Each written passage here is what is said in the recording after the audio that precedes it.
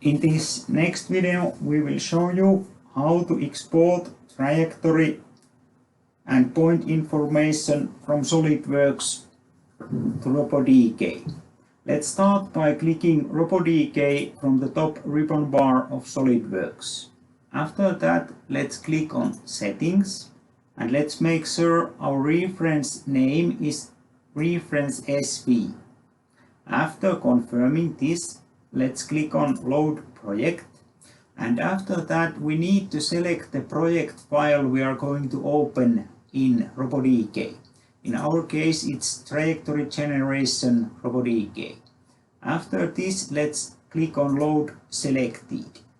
Now we can close this window in SolidWorks and let's open Robotics, and now we need to create reference frame, and by right clicking rename it to reference SV and click OK.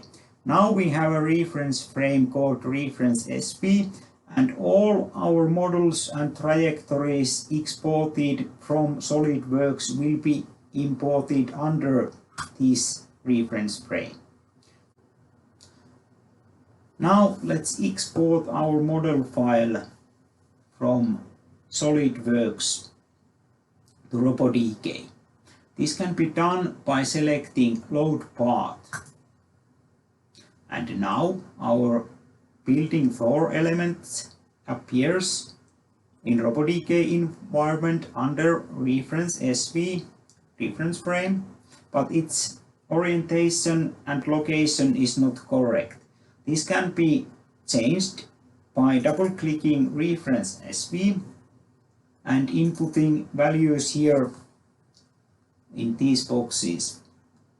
Let's input 90 degrees here and 180 degrees here. Now, as we can see, the floor element is correctly orientated, but location is still incorrect. I will correct its location by inputting 2000 mm transition here and 1000 mm transition here. Now, as you can see, our floor element is positioned in front of the robot as it should be. Next, we need to rename our building floor element to building floor model and click OK. And now the next step is to import our oval-shaped trajectory from SolidWorks model. This can be done by clicking Load Curves and selecting all the elements needed to form our oval-shaped trajectory.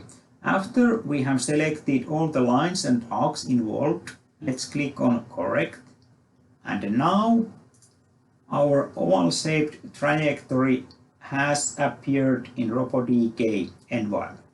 Let's rename this oval-shaped trajectory to building floor trajectory and click OK.